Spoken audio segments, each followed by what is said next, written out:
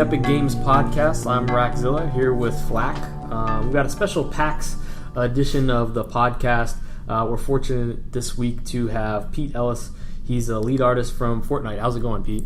It's going well. How are you guys doing? Hi, Pete. Doing pretty well. PAX is this week, and the Fortnite team is in Seattle and has a panel sort of talking about the game. So we're hoping you can tell us a little bit about sort of some of the art aspects of the game. Yeah, Okay. sure. So Fortnite has a really cool cartoony look. What inspired it exactly? Well, our art style is sort of a mashup of inspirations. We took a lot of inspiration from like Pixar films and Tim Burton and Looney Tunes, as the old 50s Bugs Bunny cartoons, sort of informing the animation style a bit. We really wanted to go for a whimsical, colorful look, and that's sort of where we started, was by looking at a lot of those things that we've seen so many times and we all love. Now, that sort of distinct look didn't start in that sort of way, right? It was a little bit of a darker sort of look and feel initially, is that right? Yeah, when we started the game, we'd been coming off development of Gears of War and Unreal Tournament before that, so we did what came naturally to us, which was the super dark, gritty, very brown and gray, sort of oppressive, post-apocalyptic atmosphere, and over time we decided to move into a more stylized look. So does that affect your mood at all? The kind of art that you're creating. I mean, if you're making this sort of dreary post-apocalyptic stuff versus something that's more fun. Yeah, it can. It's sort of like we had to make a decision between a place we wanted to visit or a place we wanted to stay a really long time, and the more stylized art was really something that we felt would draw people in more and make them want to stay in the world longer. The more dreary stuff makes you sort of just want to play for a little while and then get out and get back to happy real life. And colors. How has using the Unreal Engine 4 improved the Fortnite visuals?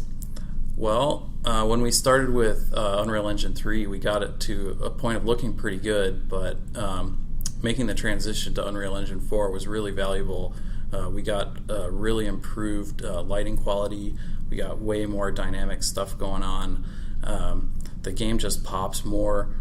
Some of it is hard to put your finger on exactly why it is, but it just feels newer and fresher, and we have a lot more interesting things going on in the world with the new blueprint system letting us control like animated objects and our whole day-night cycle. We've got artist control over the light angle and how long the shadows are going to cast and all this sort of stuff that before we had to kind of bug a programmer, but now art has just a huge amount of control over how the game looks. Oh, that's awesome. So with all that stuff that's in the Fortnite environment, how do you know what's a right fit for something that does or doesn't belong in there? You have some interesting sort of unique things that fans might have seen, like the Durr Burger stuff.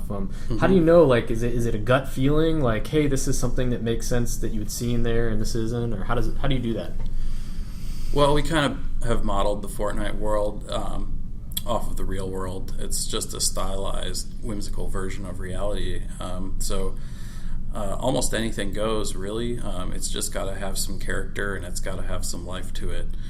So that's pretty much how we determine, would you see this thing in the real world? And if so, then we can probably find a way to Fortniteify it and put it in the game. Uh-huh. So how does that work then with the monsters then, right? Because you're obviously not modeling that after something you've seen, hopefully. Well, we gotta have some fantastical elements, right? Sure. So the monsters are really they're really cool. They feel really fresh to us. They're really creative, and they're going to be awesome.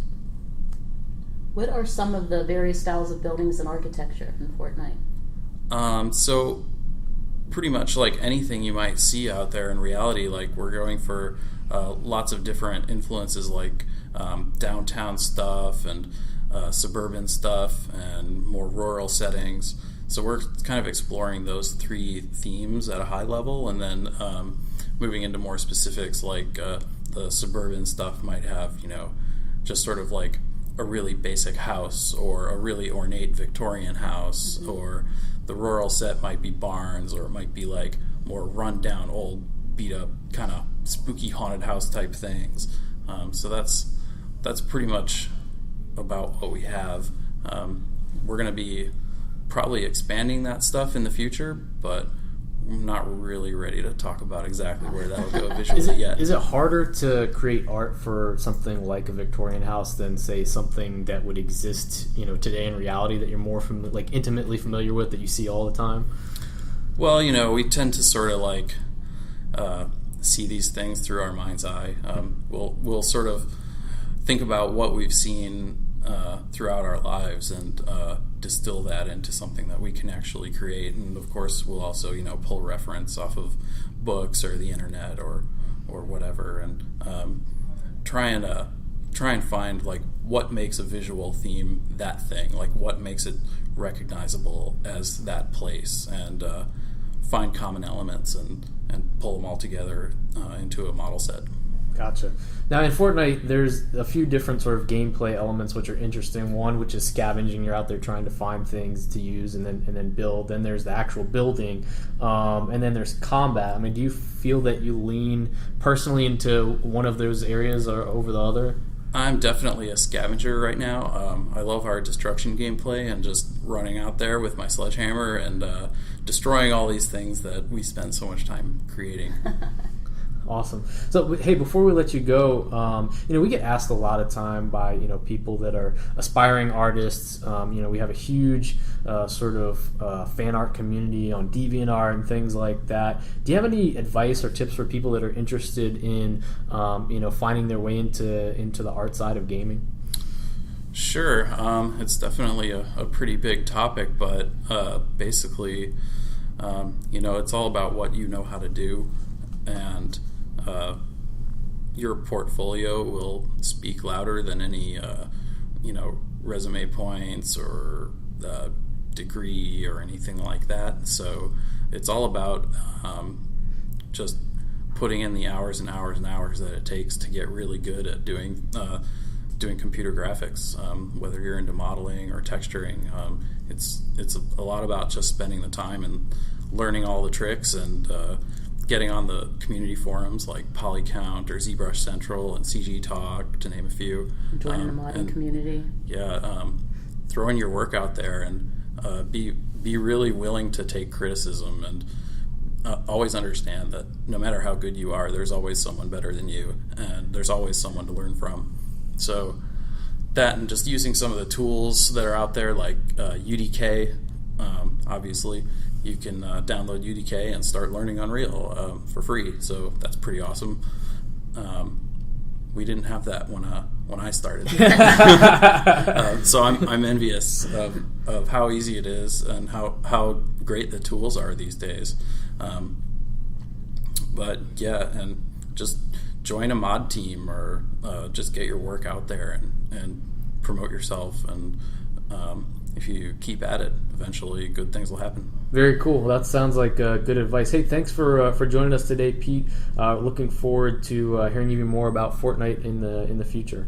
Cool. Thanks, guys. And UDK.com. If you're not at PAX this week, make sure you're following Fortnite Game on Twitter. Check out FortniteGame.com for all the latest updates and info, and we'll see you next time.